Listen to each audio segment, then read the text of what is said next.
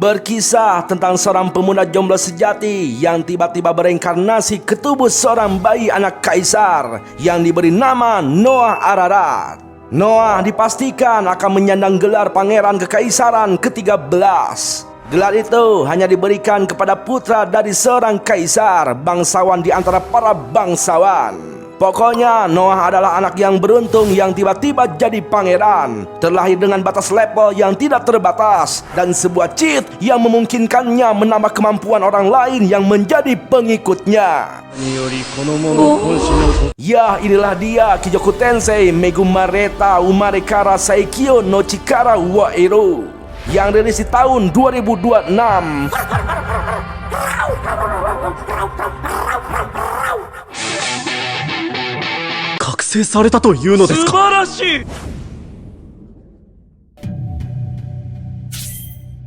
Waktu pun terus berlalu. Tidak terasa sudah 6 tahun Noah hidup dan tumbuh di Kekaisaran Meres, yang merupakan sebuah negeri para prajurit yang terletak di pegunungan terjal dan ibu kotanya terletak di dataran terbuka. Saat ini Kekaisaran Meres sedang menikmati zaman keemasannya, di mana kekayaan melahirkan kekayaan, budaya yang kaya dan gemilang kini bermekaran di negeri itu. Kaisar di sana adalah ayah dari lebih 10 putra yang dikenal sebagai pangeran kekaisaran, yang dihormati dan dicintai oleh rakyatnya sebagai kaum bangsawan paling termasyur. Dan 6 tahun setelah reinkarnasinya, beginilah tampilan statistik Noah yang dilihat oleh dirinya sendiri. Dan seperti inilah tampilan statistik Noah bagi orang lain.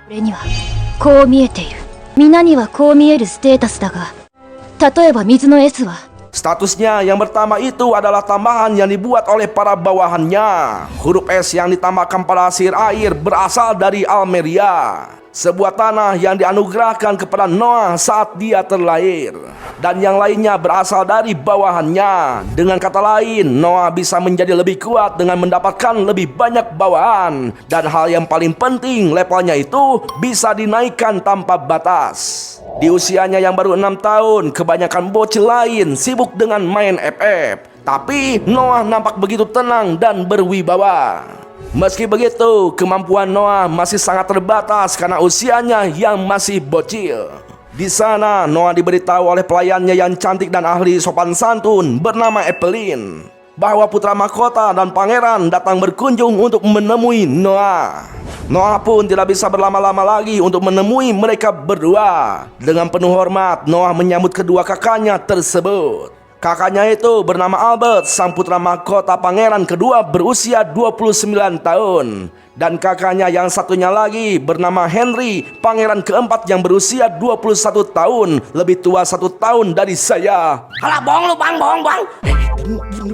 Nah, maksud kedatangan mereka berdua ke sana adalah untuk memberi hadiah kepada Noah yang digadang-gadang akan menjadi kanselir yang hebat suatu hari nanti. Dan tampaklah hadiah tersebut berupa peti yang entah isinya apa, yang pasti membuat si Agus yang membawanya sangat menderita. Ya, ternyata peti hadiah itu berisi pedang sihir air yang bernama Leviathan, sebuah pedang sihir air terkuat di Kekaisaran yang sudah menewaskan sekitar 120 orang yang mencoba untuk menguasainya. Noah di sana bisa merasakan aura kematian dari pedang tersebut. Namun karena pedang sihir itu pemberian Albert sang putra mahkota, Noah pun tidak berani untuk menolaknya. Tampaklah Noah sangat kesulitan untuk mengangkat pedang tersebut yang hampir saja menjatuhkannya. Jika Noah bukan orang yang ditakdirkan untuk memegangnya, maka Noah akan dibunuh oleh kutukan pedang itu saat mengangkatnya. Albert mengungkapkan keyakinannya kepada Noah yang dianggap sebagai seorang dengan afinitas air di level SS bisa menggunakan pedang tersebut. Padahal yang Albert harapkan bukan itu. Intinya ada niat terselubung dari Albert yang memberikan pedang sihir itu kepada Noah. 邪魔したな。貴重な代物でしょうに。優秀だからこそ。Waktu pun terus berlalu. Di suatu malam, Joy, salah satu pelayan setia Noah, terlihat murung dan bingung seperti sedang memikirkan sesuatu. Noah sebagai majikan memintanya untuk jujur. Dan ternyata Joy ingin meminta cuti kepada Noah, tapi berat untuk mengungkapkannya. Alasan cutinya itu adalah karena baru-baru ini terjadi banjir di kampung halamannya. Ladang tempatnya dibesarkan telah hanyut dan ibunya saat ini sedang menganggur. Mungkin bisa dibilang mereka telah kehilangan mata pencaharian. Dan Joey berencana akan bekerja di distrik lampu merah. Joey yang masih segar dan semok berencana akan menjadi kupu-kupu malam demi menghidupi keluarganya. Namun Noah dengan tegas tidak mengizinkannya, dan Noah akan memberikan pekerjaan pada ibunya Joey di Wasto sebagai penjaga gerbang, bahkan akan membayarnya lebih dari UMR kabupaten. Noah juga mengizinkan Joey dan ibunya tinggal di sebuah rumah yang kebetulan sudah kosong, tidak ada yang mengontrak. Joey pun langsung menangis terharu atas kebaikan Noah tersebut. Arigatou gozaimasu. Bukan cuma itu, Noah juga menyuruh Dylan untuk membeli semua tanah di kampung halaman Joey dengan alasan untuk antisipasi karena akan ada penjahat yang mencoba memanfaatkan masyarakat yang terkena bencana. Namun Dylan bingung dari mana duitnya untuk membeli tanah satu kampung, karena menurut perkiraan dana yang harus dikeluarkan sebesar 700.000 rean. Sedangkan anggaran yang dimiliki Noah sekitar 500.000 rean. Jadi masih kurang 200.000 rean untuk merealisasikannya. Lantas Noah menyuruh Dylan untuk menjual tanah warisannya demi menutupi kekurangan dana tersebut. Dylan sempat tidak setuju karena menjual tanah warisan tanpa izin kaisar adalah kejahatan terhadap keluarga kekaisaran. Namun Noah tidak peduli dan akan menghadapi konsekuensinya. Ya, Noah berpikir bahwa sebagai kaum bangsawan memiliki kewajiban menolong rakyatnya. Terkadang kaum bangsawan itu harus mengorbankan dirinya untuk kebahagiaan rakyat. Dan Noah adalah sosok bangsawan yang patut ditiru oleh bangsawan yang ada di negeri tetangga. Arigatou gozaimasu. Keesokan harinya, Noah langsung mengirim bantuan ke kampung halaman Joey yang bernama Desa Doso. Tidak lama dari itu, datanglah Henry yang hanya ingin memastikan keadaan Noah setelah menerima pedang Leviathan. Yang katanya pedang itu hanya patuh pada orang yang diakui sebagai tuannya. Henry mengingatkan Noah untuk membawa pedangnya, tapi jangan digunakan, karena jika digunakan Noah akan mati. Sepertinya Henry di sana memiliki hati yang baik pada Noah. Ishi. Shinu zo. Singkat cerita, Noah sudah berada di Doso. Dia melihat suasana yang menyedihkan di sana. Semua rumah hancur rata dengan tanah akibat diterjang oleh banjir. Noah menyuruh Dylan untuk pergi ke kantor pemerintahan untuk mengurus sertifikat tanah warga yang pasti sudah hanyut terbawa banjir. Lalu Noah meminta Joey mengantarnya belusukan untuk mengetahui kondisi di sana dengan menyembunyikan pakaiannya agar tidak terlalu mencolok. Noah dan Joey merasa sangat lega melihat bantuan makanan dari kekaisaran sudah dibagikan. Namun di sana Noah menemukan kejanggalan, di mana makanan yang diberikan terasa hambar dan sudah basi. Pokoknya tidak layak untuk dikonsumsi oleh manusia. Tapi mirisnya, semua penduduk tampak tetap antusias menerima makanan tersebut daripada harus mati kelaparan. Tidak lama dari itu, muncul Garil, seorang pejabat pemerintah setempat. Mungkin bisa dibilang dia itu sekelas kades. Noah pun langsung menegurnya karena curiga Garil lah yang telah mengkorupsi dana bantuan dari kekaisaran. Nah, karena menganggap Noah hanya bocah ingusan, Garil pun mengakuinya. Garil menganggap bahwa apa yang dilakukannya itu adalah hal yang wajar. Mengambil imbalan dari dana bansos atau korupsi itu sangatlah wajar, karena ada biaya operasional yang harus dibayar. Sontak saja Noah merasa muak karena dianggap bocah lehoan yang tak tahu apa-apa. Noah mengutuk perbuatan tercela Garil yang memperkaya diri dari bansos untuk korban bencana yang merupakan kejahatan yang teramat keji. Tapi seblek Garil malah balik terhina oleh Noah atas semua perkataannya. Garil menyebut menghinanya itu sama saja dengan menghina Tuan Rowan, penguasa negeri ini. Nah, ketika melihat Garil yang akan menebasnya, tiba-tiba Noah teringat pedang sihir airnya. Dan tiba-tiba saja pedang tersebut nampak seperti mengamuk dan langsung keluar dari sarangnya. Noah berasumsi pedangnya itu marah karena menyamakan dirinya dengan si sampah Garil. Noah menegaskan bahwa dirinya saat ini memang lebih lemah dari Leviathan. Jika memang Leviathan terlahir sebagai pedang yang kuat, maka tunjukkanlah kekuatanmu untuk membela kaum-kaum yang lemah dan... Kizoku no ore no tokken da. Ore ni shitagae.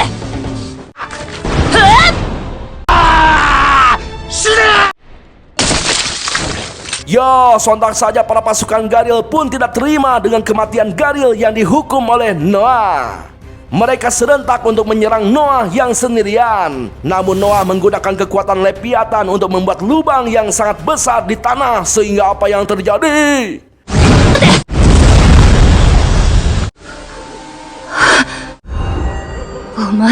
Ya, jelas saja semua orang dibuat bergidik ngeri dengan kekuatan dari seorang bocah ingusan. Tidak lama dari itu, muncul Rowan yang diberitahu oleh si Acuy bahwa Garil telah dibunuh oleh Noah. Di sana, Rowan adalah kapten kesatria penguasa Doso yang diperintah untuk menjaga desa di bawah kekuasaan Pangeran Henry. Lalu ketika melihat Noah, sontak Rowan langsung tunduk memberi hormat. Rowan pun langsung menyuruh semua orang di sana untuk memberi hormat kepada Noah yang merupakan seorang pangeran. Ya, mereka tampak sangat terkejut karena baru menyadari bahwa yang dari tadi di hadapan mereka itu adalah Noah sang pangeran ke-13. Lantas Noah menyuruh Rowan untuk menghukum antek-antek Garil yang membantunya korupsi dana bansos. Dan di sana Noah akan memulai ulang distribusi makanan yang lebih banyak dan layak untuk dimakan. Dengan sepenuh hati, Rowan pun akan membantu Noah walaupun harus mengorbankan nyawanya. Ya, semua penduduk di sana tampak sangat senang karena akhirnya bisa makan dengan layak dan memuji Noah yang luar biasa. Noah-sama.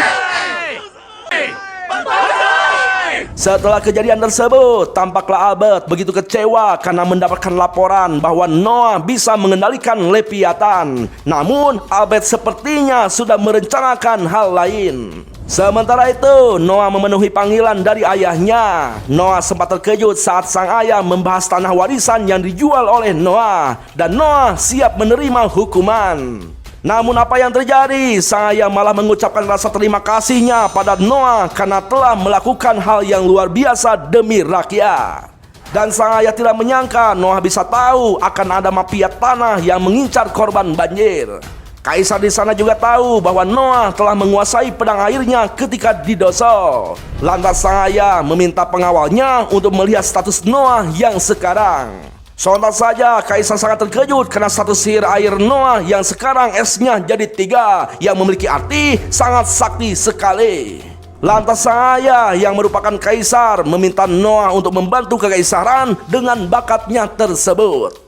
Waktu pun terus berlalu. Untuk membantu Kaisar, Noah mulai belusukan di ibu kota Meres yang merupakan pusat pemerintahan negara tersebut. Menjadi jantung kebudayaan serta pusat keuangan hingga orang-orang mulai menjulukinya kota paling makmur sedunia. Kenapa bisa semakmur itu? Mungkin karena pemerintahannya yang jujur dan bersih dari korupsi. Ya, Noah saat ini ada di Jalan Raide untuk melihat pertunjukan penyanyi populer di sana.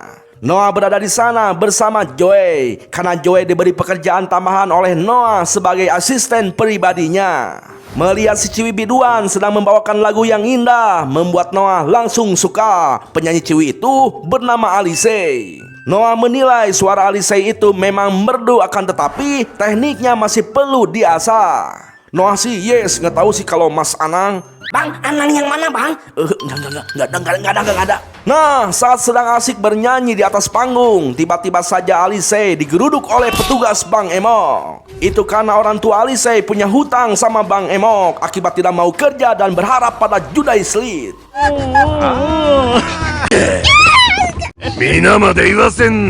Ya, di sana Alice diancam dan dipermalukan, bahkan disuruh untuk jual anunya jika ingin cepat melunasi hutang ayahnya. Sontak Noah langsung menegur mereka yang sangat polontong. Noah menyebutkan hukum kekaisaran nomor 67 pasal 2, di mana seorang anak dilarang menanggung hutang orang tua mereka, dan menyuruh bocil untuk melunasi hutang orang tua adalah tindakan kriminal. Tuh kan emang bener ya, yang botak-botak tuh pasti jahat di anime apapun.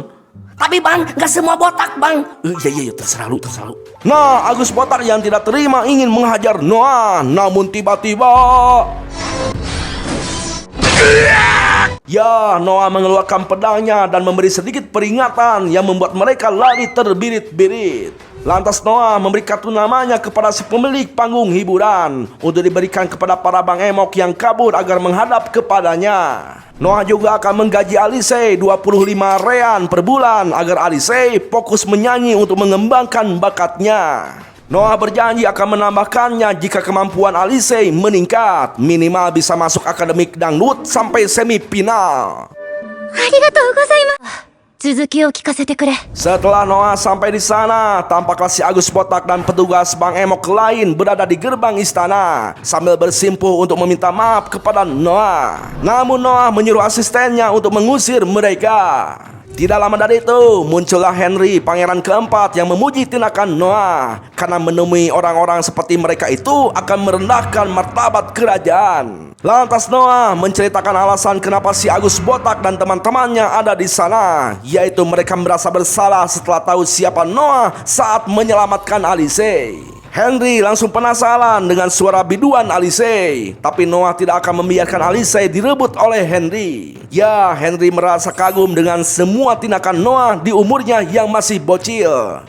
Karena Frank dan Gary yang sebaya dengan Noah saja tidak punya pikiran dewasa seperti Noah. Nah, perlu kalian ketahui, Gary adalah adik satu ibu dan bapak dengan Henry. Sementara Noah hanya adik satu bapak saja dengan Henry. Jadi Henry dan Gary jelas ikatannya lebih dekat daripada dengan Noah. Jadi bang, si Kaisar itu punya berapa istri bang? Mungkin ratusan? Gak tahu ah. Nah, Henry yang penasaran menanyakan keberadaan pedang Leviathan yang besar karena mungkin Noah tidak bisa membawanya kemana-mana. Namun sontak saja Henry langsung terkejut karena ternyata Noah sudah bisa mengendalikan Leviathan yang bisa berubah berukuran kecil dan disimpan di balik lengan bajunya. Noah mengaku pedang sihir itu sendirilah yang mengajari Noah. Sontak Henry pun kembali terkejut karena selama 2 abad pedang itu disimpan di kekaisaran, tidak pernah ada info bisa melakukan hal semacam itu. Waktu pun terus berlalu. Meski sudah malam hari, ternyata si Agus Botak dan teman-temannya masih bertahan di gerbang istana. Tapi si Agus Botak yang kesal menunggu terus malah mengamuk di hadapan Noah. Namun tiba-tiba Agus Botak langsung terdiam hanya dengan pelototan dari Noah. Dan ternyata hal itu hanya baru sedikit saja dari kekuatan pedang yang dimiliki Noah. Setelah itu, Noah pergi ke pesta undangan Raidok untuk menemui beberapa bangsawan dan para pedagang. Di sana, Noah mendapatkan sambutan yang meriah, tapi ada satu orang yang tidak percaya bahwa Noah membawa pedang Leviathan yang asli. Si Eblek itu mengatakan bahwa pedang yang dibawa Noah itu hanya pedang replika mainan saja. Sontak Leviathan pun marah karena majikannya telah diejek seperti itu, sehingga apa yang terjadi?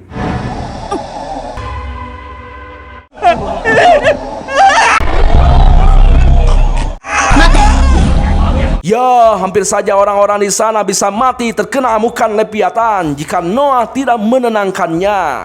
Akhirnya semua orang percaya bahwa pedang Leviathan yang dibawa oleh Noah itu adalah yang asli.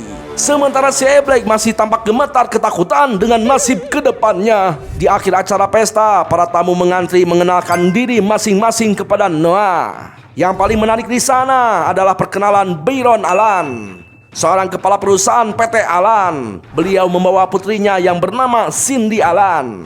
Di sana Noah menebak bahwa Cindy itu adalah putri angkat Allen. Pembawaan Allen dinilai Noah menunjukkan bahwa Allen terlahir dari kalangan atas, sementara Cindy tidak menunjukkan bahwa dirinya dari kalangan atas. Menurut Noah, Cindy adalah seorang budak yang diangkat anak oleh Allen. Karena saat gugup, Cindy menatap Noah dengan penuh tanya.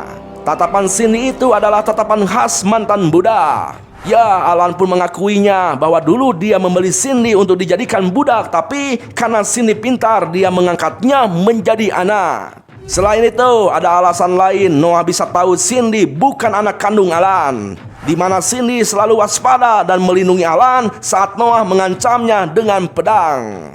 Ya, Raidok merasa semakin kagum kepada Noah karena kepintarannya dan kepekaannya.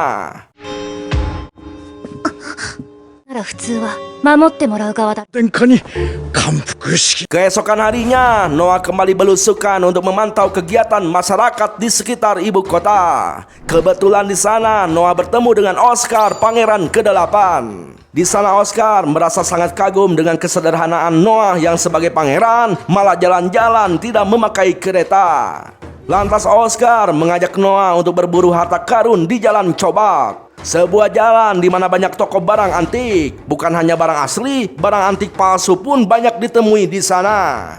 Jadi sebagai bangsawan, memiliki kemampuan menemukan harta karun asli itu adalah wajib. Namun di sana Oscar tidak menemukan satupun barang yang bagus. Tapi Noah mendapatkan sebuah buku sihir yang menurutnya antik. Sontak saja Oscar kaget karena dia tahu bahwa buku sihir itu adalah buku Grimoire Andreas, seorang penyihir legendaris. Bisa dibilang buku tersebut adalah harta karun sejati. Ya, sebenarnya Noah tidak tahu buku itu adalah harta karun, tapi saat menyentuhnya statistik angin Noah itu jadi bertambah. Dan Noah membelinya karena penasaran dengan isi buku tersebut.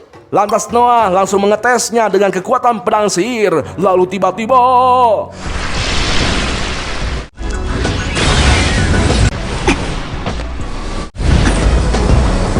ya, ternyata buku sihir itu adalah buku terlarang yang berisi jiwa penyihir. Dan roh yang keluar itu adalah roh pendendam penyihir agung pengendali angin. Sontak Oscar meminta Noah untuk berlindung. Namun Noah malah mengayunkan pedangnya hingga menciptakan air yang menjulang tinggi ke langit, hingga roh tersebut langsung musnah dalam sekejap. Di sana Oscar kaget karena bukan hanya kuat, Noah juga sangat hati-hati hingga tidak terjadi sedikit pun kerusakan di sana. Tidak lama berselang, seorang pemilik toko barang antik menghampiri Noah. Dia ingin Noah melihat barang antiknya. Tanpa keberatan, Noah dan Oscar pun langsung berkunjung ke tokonya. Si pemilik toko yang bernama Basri memperlihatkan barang antiknya yang berupa batu ali. Basri penasaran apakah di batu ali tersebut ada khodamnya apa tidak. Karena konon katanya batu ali itu akan menunjukkan wujud aslinya jika bertemu dengan pemilik sejatinya. Basri mengaku sudah memperlihatkan batu ali itu kepada banyak orang, tapi batu ali itu tidak pernah bereaksi. Basri sempat berpikir itu hanya barang rongsokan sehingga dia berulang kali membuangnya. Tapi setiap kali dibuang, batu ali itu selalu kembali seperti sepatu Binyamin. Jadi Basri yakin batu ali itu adalah barang istimewa, bisa jadi peninggalan Jaka Sembung atau pendekar lainnya. Bang, perasaan yang itu nggak ada di animenya, Bang. Pokoknya mah intinya sama. Nah, di sana Oscar menyarankan Noah untuk memakainya. Siapa tahu batu ali itu berjodoh dengan Noah. Dan benar saja, ketika Noah memakainya, batu ali itu langsung bereaksi, bahkan bisa berbicara dan... Yoroi ka?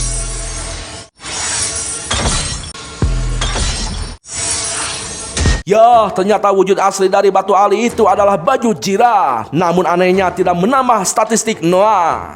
Berbeda dengan buku Grimoire atau pedang Leviathan yang menambah statistik Noah. Nah, karena dirasakan sangat berguna, Noah pun membelinya. Tapi karena Noah belum bawa uang cash, akhirnya Oscar yang membayarnya, hitung-hitung sebagai hadiah untuk Noah. Setelah itu, Noah yang turun dari kereta milik Oscar dijemput oleh Joey. Tapi tiba-tiba si Agus Potak yang dendam ingin menyerang Noah. Namun serangannya itu ditangkis oleh perisai yang keluar dari batu ali. Alhasil si Agus langsung diringkus oleh ladusing setempat. Di sana Noah menjelaskan bahwa dia telah menghubungkan batu ali itu dengan Leviathan sehingga bisa merespon niat jahat dan akan melakukan pertahanan otomatis. Setelah itu Noah kembali ke tempat pertunjukan Alisei sang biduan. Tapi para om-om yang abok rehe malah naik ke panggung meminta Alisei untuk melayani mereka. Sontak Noah langsung menghentikan tindakan mereka dan memberikan pelajaran kepada mereka. Noah mengingatkan kepada si pemilik tempat itu agar melarang masuk orang-orang yang suka membuat onar. Tapi si pemilik tempat tidak bisa melakukannya karena penghasilannya memang dari orang-orang seperti itu. Nah, untuk mencegah hal itu terjadi kembali, akhirnya Noah membeli tempat tersebut dengan harga yang mahal. Anjay, orang kaya bos. Jelas saja Alisei merasa tidak enak karena berkali-kali diselamatkan oleh Noah. Tapi Noah tidak mempermasalahkannya. Yang penting Alisei tetap bernyanyi. Dan suatu saat akan memperdengarkan nyanyian Alisei itu kepada Kaisar. Noah mengatakan bahwa matanya tidak akan pernah salah, di mana Alisei adalah harta karun sejati yang akan menjadi sang biduan fenomenal. それではもう一曲。 Waktu pun terus berlalu. Tampaklah Noah kedatangan tamu Ded Marley yang merupakan gubernur kota Holljoy. Marley adalah pejabat baru dari wilayah yang dipimpin oleh Noah karena keluarga kerajaan punya tradisi memberikan wilayah pada pangeran. agar mereka bisa belajar tentang urusan pemerintahan. Karena itu pangeran yang memimpin dipuja seperti seorang raja. Marley bisa menjadi gubernur lantaran ditunjuk langsung oleh Noah.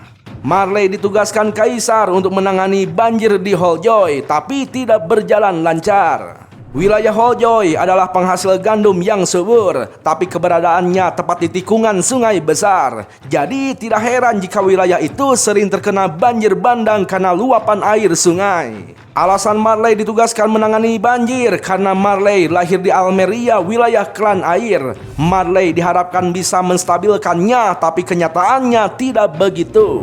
Lantas Marley menjelaskan bahwa masalahnya itu tidak ada dana yang masuk, jadi dia sangat kesulitan untuk menangani korban banjir. Yang padahal kaisar sudah menggelontorkan dana untuk penanganan banjir tersebut. Dan ternyata dana itu ditahan oleh Kemenke alias Kementerian Keuangan Dalam Negeri dengan alasan yang tidak jelas. Singkat cerita, Noah pun mendatangi Maperik yang merupakan Kemenke. Noah bermaksud ingin mencari tahu di mana keberadaan dana penanggulangan bencana itu nyangkut. Maperik beralasan bahwa kaisar membebaskan uang pajak wilayah Holljoy selama setahun penuh. Seharusnya uang pajak yang tersimpan oleh masyarakat bisa dipakai untuk penanggulangan banjir. Jadi Kemenke tidak usah mengucurkan dana. Noah bertanya apakah Maperik menganggap Noah bodoh hanya karena Noah seorang bocah. Sontak Noah menegaskan bahwa hal itu hanyalah akal-akalan Maperik saja, di mana Maperik sengaja menghapus pajak karena dia tahu masyarakat yang terkena banjir tidak mungkin bisa bayar pajak. Dan alasan penghapusan pajak itu adalah alasan yang konyol. Seharusnya sebagai pemerintah mereka wajib untuk membantu yang terkena musibah, bukan sibuk ngurus pajak. Dan yang jadi pertanyaan Noah, di mana nyangkutnya dana bantuan tersebut? Maperik kembali beralibi bahwa dana tersebut dialokasikan untuk pembangunan villa tempat peristirahatan kaisar, dan Maperik membutuhkan dana yang besar.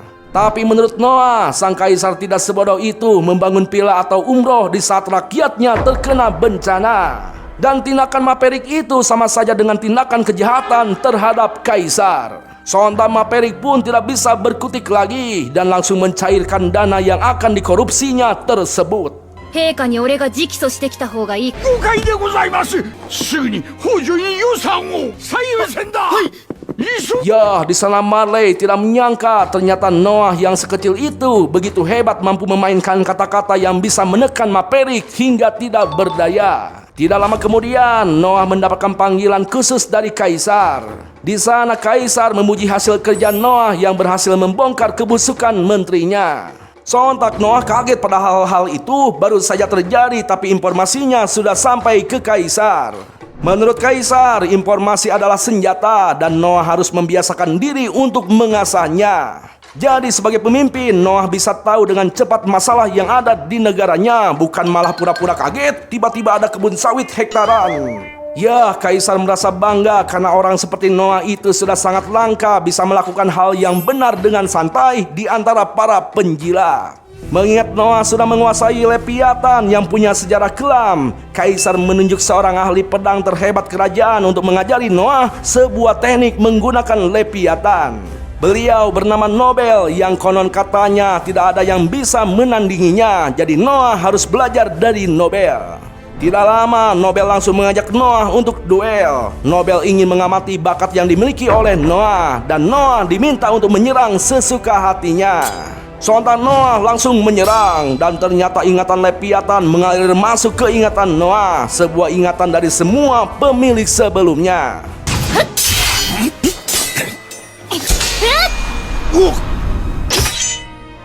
Ya, dalam sekejap Nobel dibuat tidak berkutik. Lantas Nobel langsung meminta maaf kepada kaisar, sekaligus mengundurkan diri jadi pembimbing Noah. Itu karena kemampuan berpedang Noah sudah setingkat master. Sang kaisar pun merasa sangat puas, lalu menunjuk Noah untuk jadi juri ketua ujian seleksi kesatria tahun ini.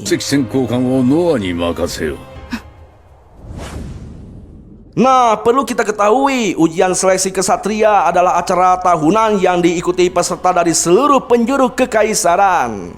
Dalam ujian tersebut, pemenang babak penyisihan daerah akan bertemu di ibu kota untuk pertarungan final. Pemenangnya akan mendapatkan gelar kesatria dan langsung bergabung dengan kalangan atas. Dan tugas pertama kesatria baru adalah menjadi bawahan sang juri ketua. Dengan kata lain, kesatria berbakat yang jadi bawahannya, Noah akan bisa jadi jauh lebih kuat. Lantas Noah meminta izin kepada sang kaisar akan menghapus babak penyisian daerah dan melakukan semua penilaian di ibu kota di depan matanya sendiri. Karena kekaisaran sangatlah luas dan Noah tidak bisa memantau semuanya.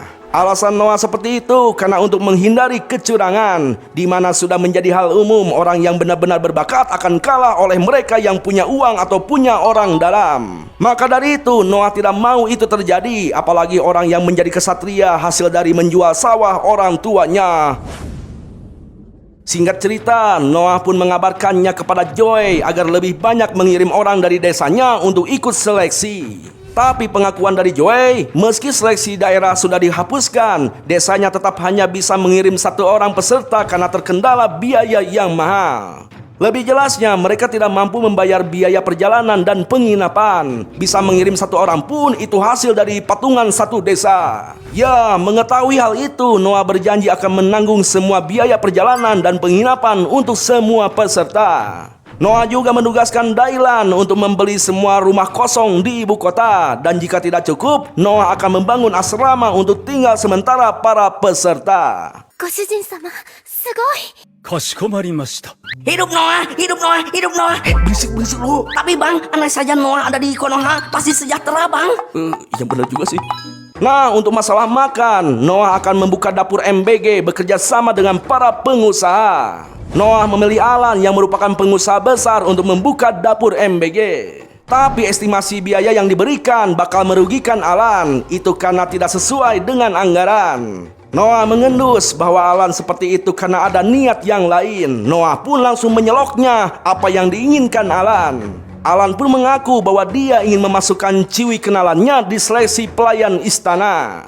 Alan ingin tahu kriteria apa saja yang dibutuhkan istana untuk calon pelayannya. Lantas Noah menjelaskan semua syaratnya, dan syarat yang paling penting adalah ciwi itu harus disukai oleh si botak, si Noah jika ingin direkomendasikan. Noah paham bahwa orang dalam memang menjadi kunci sukses bagi mereka, namun Noah tetap akan menseleksi sesuai bakat. Ya, kehebatan dan ketajaman Noah dalam menilai membuat Alan menyerahkan dirinya untuk mengabdi kepada Noah selamanya. 完全に俺の下につくのか。もしよろしければ私の看板に。裏切りだけは許さないからな。 Singkat cerita, ketika di perjalanan pulang, Noah melihat status level airnya jadi turun dari SS jadi S doang. Noah pun langsung menemui kaisar untuk mengabarinya. Ternyata sang kaisar juga sudah mengetahui tanda-tandanya bahwa di Almeria telah terjadi pemberontakan. Dari laporan terakhir ada 5.000 pemberontak di sana. Nah, untuk menumpas mereka, Noah merekomendasikan Pangeran Henry yang lebih berpengalaman dalam pertempuran. Karena Noah sendiri masih bocil dan masih awam soal pertempuran. Dan Noah tidak yakin para prajurit mau mendengar arahannya. Ya, mendengar jawaban Noah, sang kaisar agak kecewa. Namun dia kagum karena ternyata Noah sangat bijak memilih langkah yang paling objektif, alias tidak ceroboh yang terpicu oleh ambisi. Singkat cerita, Noah dan Harry langsung berangkat ke lokasi. Namun tiba-tiba di tengah perjalanan, Leviathan bereaksi memberitahu Noah bahwa mereka sudah dikepung. 馬車を止めろ。なんだ。 Ya, tampaklah Noah langsung dikurung oleh sihir air, tapi Noah menghalaunya dengan perisai. Sontak mereka langsung menyerang Noah dengan pedang secara bersamaan. Namun satu persatu dengan mudah ditumbangkan oleh Noah. Dan kemampuan Noah yang semakin kuat itu membuat Henry terkejut. Henry mengira bahwa Noah telah membunuh para pemberontak, jadi dia tidak bisa mengintegrasi mereka. Tapi ternyata Noah hanya membuat mereka pingsan dengan aura Leviathan. Karena jika tidak dipingsankan, mereka akan mendiskon umur mereka masing-masing untuk menutupi informasi. レビアタンの威嚇で気絶させました。切り倒した後に殺してないですよ。軍馬の生産は弱いはずですが。 Keesokan harinya, Noah memanggil Alan dan memberinya uang untuk memborong semua pakan kuda di wilayah Almeria. Karena menurut info dari Henry, kekuatan utama para pemberontak adalah kavalri atau pasukan berkuda. Sementara kuda perang tidak dikembangbiakan di Almeria, jadi kuda pemberontak itu pastinya dibeli dari tempat lain. Pakan kuda yang bisa dicuri dari warga sangat terbatas, jadi jika ransumnya kurang, mereka akan mulai menjara. Ya, intinya Noah melakukan itu untuk mempermudah pertarungan Henry dengan para pemberontak. 兵の食料だと略奪が起きる。早速取り掛かります。 Keesokan harinya, Noah diberitahu kaisar bahwa para pemberontak akan menculiknya untuk dijadikan jaminan. Dan jika Noah tertangkap, kekaisaran akan dipaksa membuat pilihan sulit. Kaisar juga memuji ide cemerlang Noah yang menargetkan kuda. Siapapun bisa terpikir untuk menggunakan taktik kelaparan. Bahkan Albert pernah menyarankan membuat pemberontakan kelaparan sebagai peringatan bagi mereka. Namun Noah sadar hal itu bisa memicu serangan kepada rakyat di sana. Makanya Noah lebih memilih menargetkan pada kuda mereka. Bahkan Noah memakai dana pribadinya. Ya, ide serta keberanian Noah benar-benar sangat mengesankan. Oleh karena itu, sang kaisar memberi penghormatan untuk Noah, yaitu simbol pedang pada lambang Noah. Perlu kalian ketahui, kekaisaran di sana adalah bangsa pejuang. Menambahkan pedang simbol pejuang pada lambang tanpa izin kaisar adalah sebuah penistaan, bahkan akan dihukum eksekusi. Dan sebaliknya, jika mendapatkan izin kaisar untuk menambahkan lambang pedang adalah kehormatan tertinggi yang bisa diraih. Arigataki shiawase.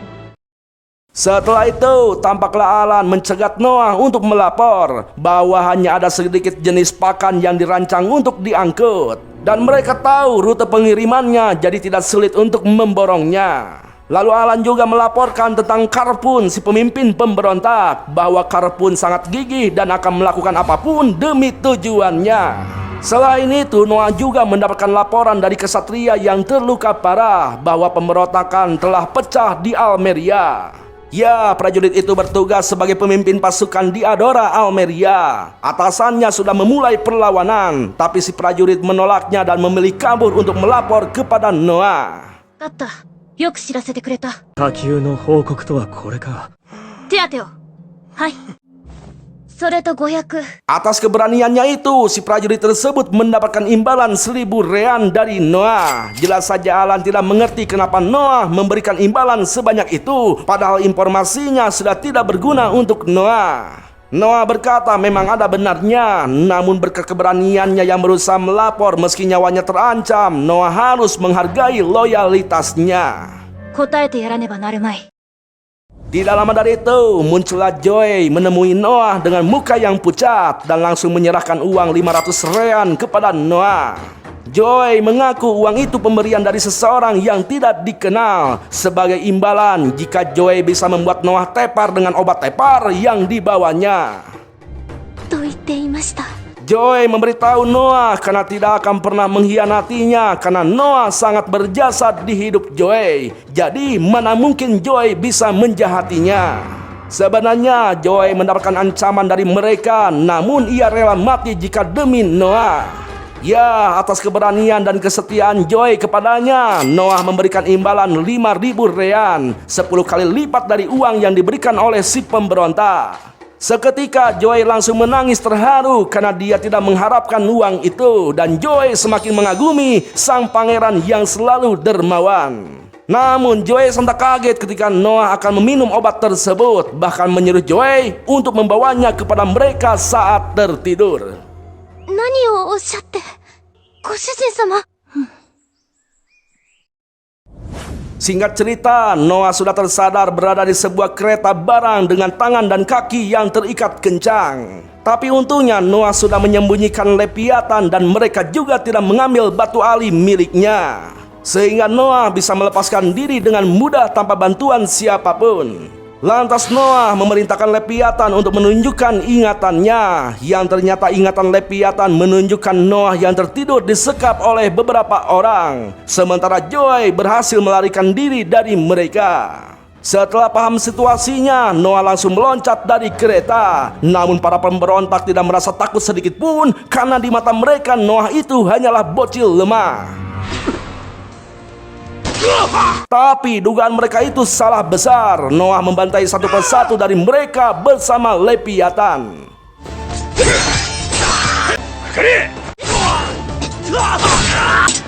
Ya, tidak satupun dari mereka yang disisakan karena Noah tahu tidak akan mendapatkan informasi dari anak buah rendahan seperti mereka itu. Beberapa saat kemudian, Joy dan puluhan pasukan menyusul Noah karena Joy khawatir dengan keselamatan sang pangeran. Namun Joy dibuat kaget karena nyatanya Noah menyelesaikan masalahnya sendirian.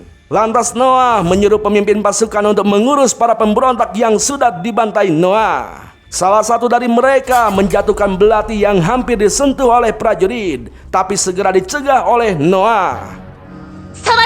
Karena Noah tahu bahwa belati itu mengandung sihir kutukan kebencian yang penuh dendam dari orang yang mengutuknya.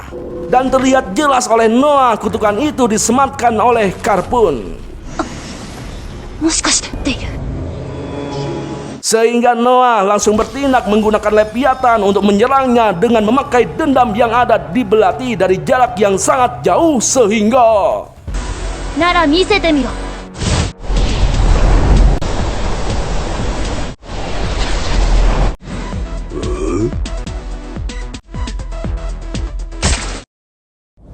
Keesokan harinya, sang kaisar mengabarkan bahwa semalam pemimpin pemberontak telah meninggoy dalam keadaan tertembus di dahinya oleh pilar air yang muncul entah dari mana. Sang kaisar yakin bahwa yang melakukannya itu adalah Noah, dan Noah membenarkan hal itu. Karena faktanya dengan aura kebencian Kurpun, Noah bisa mengetahui lokasi Kurpun berada. Dan dengan ilmu sihir yang melebihi ilmu santet, Noah membunuh Kurpun dari jarak jauh hingga melewati luar angkasa layaknya satelit. Ya, setelah sang pemimpin dikalahkan oleh Noah, para pemberontak langsung ditumpas oleh Henry. Dan saat ini, hampir semua yang terlibat dalam plot pemberontakan telah ditangkap. Dan mereka akan segera mendapatkan putusan hukum dari kaisar. Sang kaisar akan menghukum mereka dengan mencabuti bulu kakinya sampai mokad. Pokoknya mereka harus mendapatkan hukuman yang sangat berat untuk membayar dosa karena telah memberontak di wilayah kekuasaan putranya. Namun Noah keberatan dengan pernyataan hukuman yang keluar dari mulut sang kaisar, karena hal itu karena terlalu kejam dan tidak ada dalam undang-undang. Menurut Noah, mereka harus dihukum sesuai hukum yang tertulis, yaitu pemimpin pemberontak harus dipotong jadi 2, sedangkan pendukung tingkat 3 dan kaki tangan harus dihukum gantung. Lalu para pengikutnya harus mendapatkan hukuman penggal kelapa. Dan Noah memohon agar kaisar mempertimbangkannya kembali, karena jika kaisar melanggar hukum, maka hal itu bisa mengacaukan supremasi hukum itu sendiri. Nah, setelah mendapatkan nasihat dari Noah, sang kaisar pun meralat hukuman untuk para pemberontak dengan hukuman seberat-beratnya. Dan Noizil selaku Perdana Menteri pertama ditunjuk untuk mengurusnya. Di sana, sang kaisar lagi-lagi memuji Noah karena nasihat Noah telah menyelamatkan nama baik kaisar nanti di dalam sejarah. Sang kaisar pun memberi hadiah gelar baru pada Noah, yaitu Sang Pangeran Bijak. 天下に知らしめるためにその賢さをの字を与える Banjai, banjai, banjai. Berisik lu botak. Malu-maluin aja lu. Nah, di sana sang kaisar mengatakan andai saja Noah lahir lebih awal. Arigataki shiawase. Setelah itu, Noah menunjukkan cara penilaiannya kepada kaisar untuk ujian seleksi kesatria yang sebentar lagi akan diselenggarakan. Di mana Noah dengan santuy sambil ngopai menahan ceboran air dengan batu alis saktinya.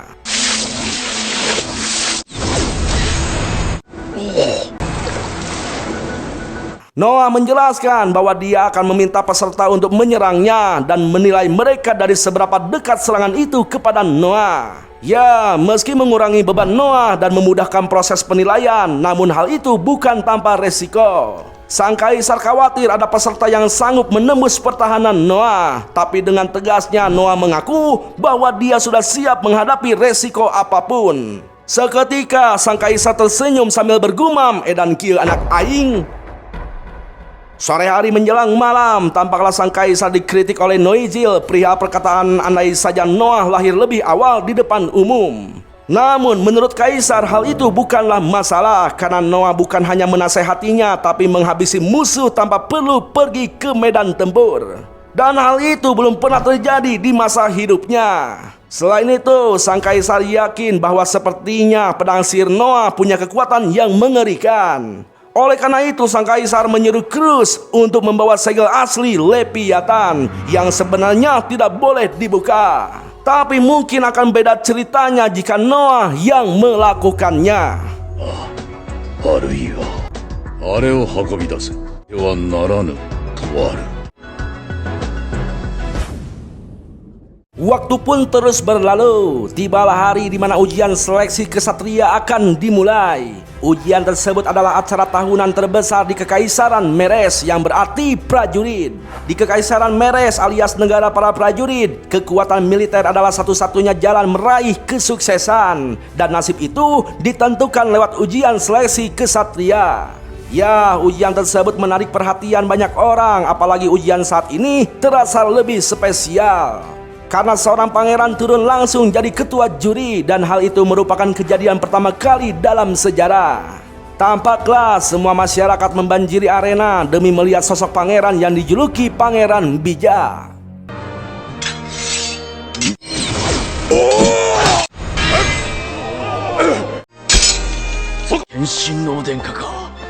Namun sayang, belum ada satupun dari ratusan peserta yang mampu menembus pertahanan sang pangeran. Sang kaisar pun sampai cangkel alias pegal-pegal menanti petarung macam apa yang akan dipilih oleh Noah. Sampai menjelang maghrib, masih saja tidak ada satupun yang menarik perhatian Noah. Lalu ada satu peserta yang tersisa, yaitu seekor ciwi, seorang kesatria ciwi. Bang, lulus bang, sudah pasti lulus bang. Apaan sih, main lulus-lulus aja lu? Dia cantik bang, lulus bang. Emang ini ujian untuk Elsie? Ini ujian jadi kesatria botak. Nah, dengan konsentrasi penuh, si ciwi pirang menghunuskan pedangnya lalu tanpa ragu menyerang Noah, sehingga apa yang terjadi?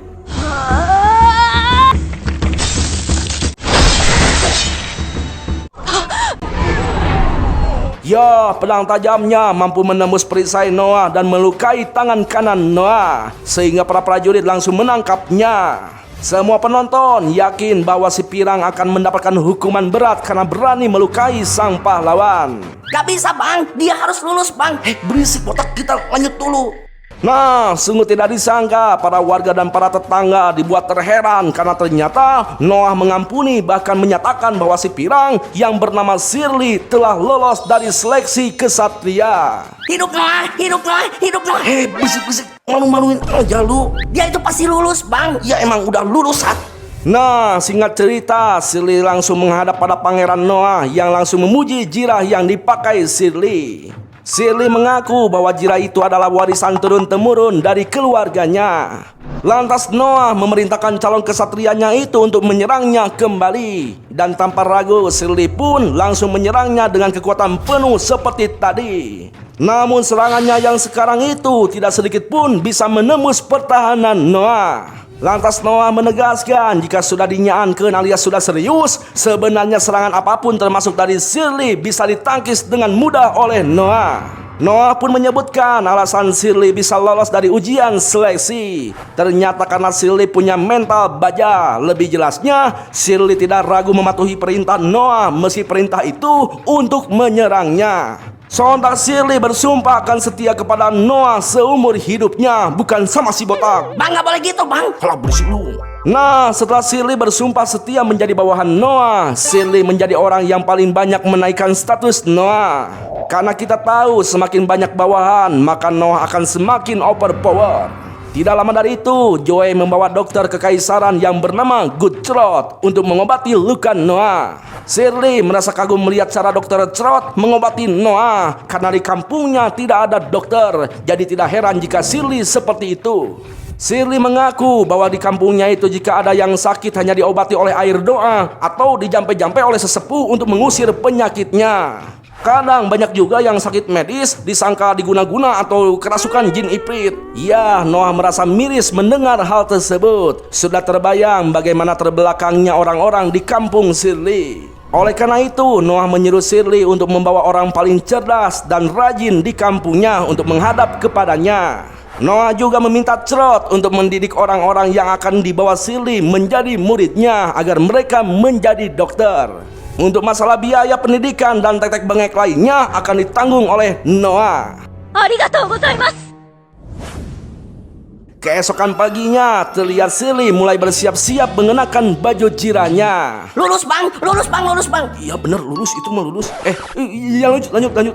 Ya, di sana Shirley mengaku kepada Joey bahwa tidurnya kurang nyenyak karena masih asing dengan kamar yang mewah. Mereka berdua bertemu dengan para pelayan lain di koridor istana. Para pelayan itu sedang berhayal tentang ciwi macam apa yang bakal menjadi istri Noah. Dan mereka merasa cocok jika Noah berjodoh dengan Putri Anju dari Almeria. Noah yang bijak itu pasti dikagumi banyak ciwi. Maka tidak heran banyak kape-kape baru bermunculan di dekat istana yang dijadikan tempat nongki cabe-cabean yang berharap bisa melihat Noah atau dilirik oleh Noah. Hidup Noah, hidup Noah. Berisik lu botak. Ya, Joey yang juga menjadi asisten pribadi Noah diduga pasti menyukai Noah karena akhir-akhir ini Joey sampai belajar sihir demi Noah. Joey mengaku hanya ingin berguna untuk Noah, tidak lebih dari itu. Ketahuan punya prinsip sugan we atuh meureun gitu merenya. Nah, setelah itu tampaklah Noah menerima laporan ujian seleksi tahun ini dari seorang kesatria, di mana berkat metode seleksi Noah, kesatria baru tahun ini semuanya unggul. Para kesatria menyampaikan rasa terima kasihnya kepada Noah. Lalu Noah menyuruh Shirley untuk mengantar kesatria tersebut. Shirley memberi hormat kepada kesatria yang menjadi seniornya itu. Namun menurut si kesatria, sikap Shirley itu terlalu kaku pada sesama kesatria. Ya, kesatria itu memberitahu Shirley bahwa Noah sengaja menyuruh Shirley mengantar kesatria rendahan seperti dia untuk melatih Shirley. Ia juga memberi saran kepada Shirley untuk terus mengikuti Noah agar masa depannya cerah. Waktu pun terus berlalu dan malam pun poek. Namun di istana, malam ini tampak hangat diiringi nyanyian merdu dari sang biduan kita, yaitu Alice. Ya, pesta yang dibuat Noah malam ini adalah wujud dari rasa terima kasihnya kepada Alan dan Cindy. Semua tamu undangan yang hadir adalah pedagang yang punya koneksi dengan Noah agar Alan menjalin persahabatan dengan mereka. Tidak lama berselang, Joey datang membawa sepucuk surat yang dikirim oleh orang-orang yang tidak dikenal. Joey tampak ragu menyerahkannya kepada Noah, namun sepertinya surat itu sangat rahasia, jadi Joey harus memberikannya kepada Noah. Ya, ternyata surat itu berisi informasi tentang pergerakan mencurigakan dari sisa pemberontakan Almeria. Noah yakin yang mengirim surat itu adalah prajurit yang memberitahunya soal pemberontakan tempo hari lalu. Selain itu, Noah juga yakin prajurit itu sekarang sedang dalam bahaya karena tidak memiliki keterampilan menjadi mata-mata dadakan. Maka dari itu, Noah akan mengirim pesan kepada Henry yang diduga masih berada di sana agar dia menghentikannya.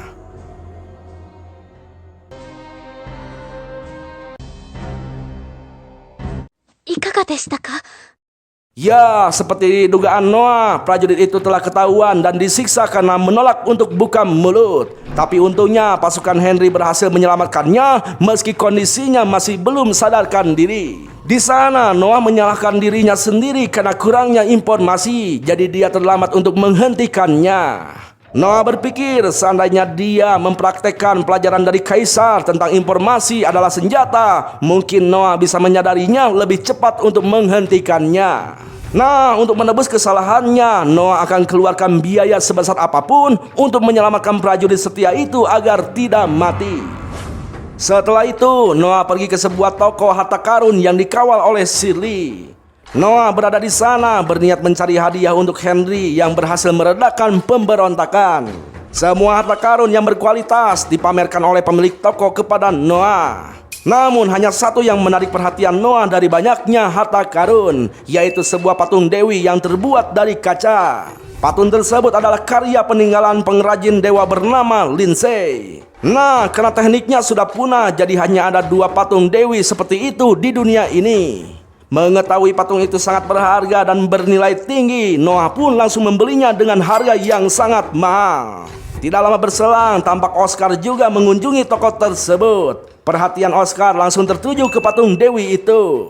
Oscar terlihat sedikit kecewa karena si pemilik toko berhasil menemukan patung yang kedua. Dan patung dewi yang satunya lagi ternyata sudah dimiliki oleh Oscar. Nah, karena tidak mau mengecewakan kakaknya itu, Noah langsung menghancurkan patung dewi tersebut.